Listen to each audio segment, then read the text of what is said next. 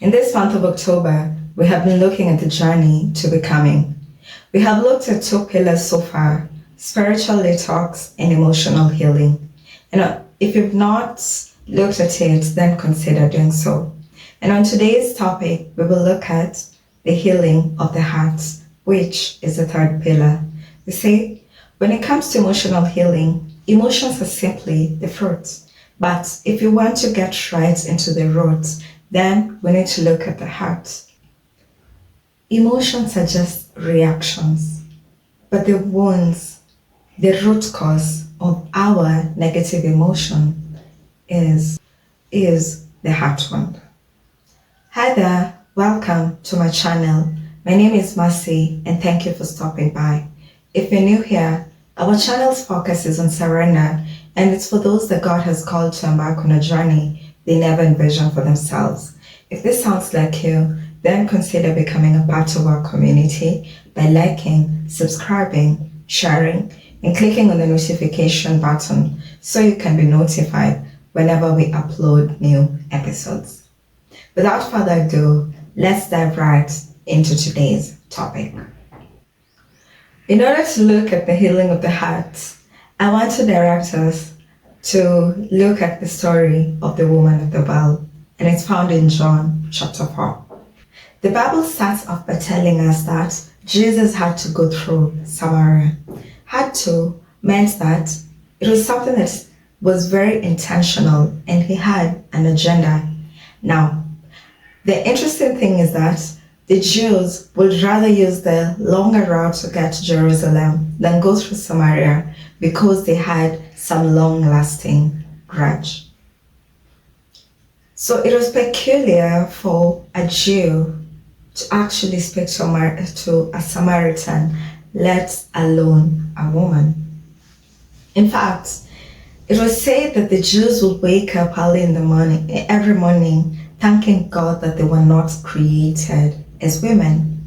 Somehow they felt that women were second-class citizens. And so Jesus actually speaking to the Samaritan woman was unheard of. Anyway, that's just something to ponder about.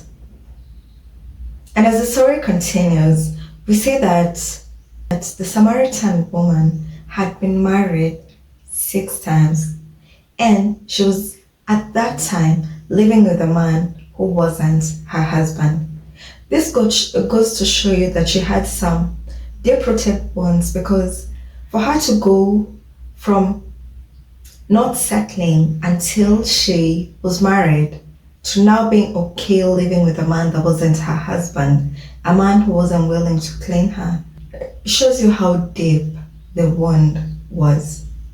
And the other thing is, because Samaria is a desert, women were known to draw water either early in the morning or late at night. But this woman actually went at midday when the sun was the hottest, meaning she was trying to avoid people. She didn't want to interact with people, maybe because she felt that they judged her, or maybe she was just tired of being the talk of the town. Either way, she chose a very peculiar time to go draw water. Anyway, Jesus met her at her greatest pain. And we'll use the story of the woman at the well to actually get the framework we need to heal our hearts. Remember, it's Jesus who does the healing. We cannot earn healing. He already paid that price. In Isaiah 53, the Bible tells us that he was wounded for our transgression, and by his stripes we were healed. And the same thing is reiterated in 1 Peter chapter 2. The Bible again tells us that by his stripes we were healed. Not are healed, but were healed. He took on our sicknesses, our infirmities, and gave us healing. We just received his healing. And healing encompasses both physical, emotional, and spiritual healing. It's total healing that Jesus paid the price for. Jesus poses a question to the Samaritan woman. He asked her to give her water to drink. Jesus did not really need that water because if he did, he would have insisted until he quenched his thirst. It was just an invitation to actually draw the Samaritan woman in. And the same goes for you and I. When Jesus wants to address a wound in our hearts, he invites us by asking us a question. The truth is that Jesus is all sufficient. He doesn't need anything from us. Let us now look at the framework to the healing of the heart. And the first key is awareness.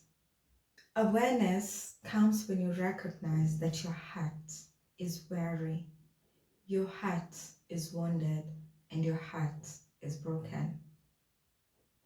Have you gotten to that place? Have you recognized that there's a deep rooted wound in you? In every journey to awareness, you need to have some level of awareness that helps you recognize that a change needs to happen. And in your awareness, one thing that Jesus will do is he will give you an invitation. When we look at the woman, the Samaritan woman, we see that Jesus drew her in by asking her a question. He asked her to give her water to drink. The beauty was the woman was not afraid to engage with Jesus. She asked questions and she was willing to listen. And so Jesus will do the same for you and I. He will invite us, he will draw us in by either asking us a question or stating something. He might even bring up something, maybe he might ask you to do something that feels foreign to you. And because of maybe your past, you might find that you don't want to do it because you feel inadequate. Jesus will ask you a question. He will give you an invitation. The second framework is confrontation. And this is where the heart detox starts to happen. And in confrontation, Jesus will ask you a question that will sound intrusive or even offensive. You see, when it came to the Samaritan woman, Jesus asked her to bring her husband. That sounded intrusive, like what does her husband have to do with her getting the water, that living water that Jesus was talking about? But the woman wasn't offended. She literally engaged with Jesus by being honest with him. And in confrontation, honesty and vulnerability are very vital. Because unless you're honest with God, unless you're vulnerable with him, there's no way you can experience that healing. There's no way that the junk within can actually be exposed and addressed. If you want to experience true healing, I'm not talking about putting on a band-aid and just managing. I'm talking about actually healing to a place where you can even experience freedom and no longer have to, get triggered by the same things that used to trigger you. You need to be able to be vulnerable with God. When Jesus asks you questions, I want to encourage you to be honest with him. Don't shy away from allowing him to help you confront that wound. It doesn't matter if the wound is 20 years old or even 50 years old, just let him in. It's going to be painful, it's going to be uncomfortable, but as you surrender and yield to the confrontation and to his leading, you will slowly but surely address, have him heal those wounds. Jesus already knew that the woman had been married 6 times and was living with a man who wasn't her husband, but he needed her to be honest about it. The Lord already knows the wounds in your heart. He already knows the things that you're dealing with. All he's asking you to do is to be honest with him by bringing them to him as he asks you. And the third thing that will happen is now that healing. You know, one thing about healing is that once you're honest with Jesus, he will heal the wounds by giving you a new identity. So in place of abandonment, he will remind you that you are chosen, that you are loved, that you have a sense of belonging, and that you are his.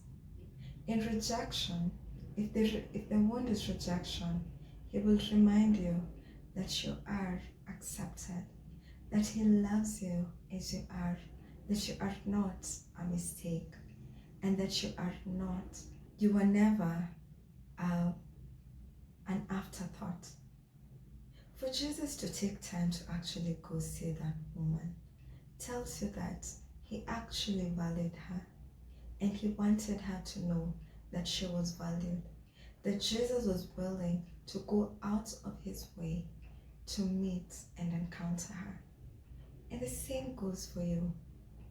If the wound is bitterness, the Lord wants you to know he saw the pain that you experienced, and he knows that what they did was wrong, but he's asking you to allow him to heal you by releasing the rivers of living water that are within you to help you recognize that he is your healer. He is with you. He will never let you down. His goal is not to hurt you. He did not allow some of these things to happen. But because they happened, he now wants to use their situation to get you to a place of freedom, a place of wholeness, a place where you recognize your identity, a place where you recognize who you are in him, and a place where you get to truly walk in the fullness of who he created you to be. Healing comes as you spend time with Jesus. Healing comes as you surrender to his leading. Healing comes as you say yes to him, even when it feels uncomfortable. Healing comes as you allow him to heal you. And you see that the woman at the well actually received healing. Because after that, she went to evangelize to the same people she was avoiding. The people that she had been running away from were the same people she evangelized to. You will know that you have experienced healing when the same situations stop triggering you and you actually get to a place where you want to see people get delivered from the things that weighed you down. I want to encourage you to sit still until you get to that place. Until you get to that place where now you can go and minister to others. Where you can go and actually take others through your journey and help them rediscover their identity by allowing Jesus to heal their wounds. Healing is possible It's possible for you to actually walk through this life without allowing the wounds to shape how you view this world, to shape how you interact with others, and shape how you show up in your calling. Can you imagine how many people would have been lost if Jesus didn't heal the Samaritan woman? So many people received Jesus and accepted him in their lives by the testimony of the Samaritan woman. Your testimony will lead people to Christ. Your testimony will lead people to freedom. And your testimony will give others the confidence to walk in their true calling. So, there's a workbook that I will link. I want you to download and actually go through some of the questions and some of the steps that you will find there.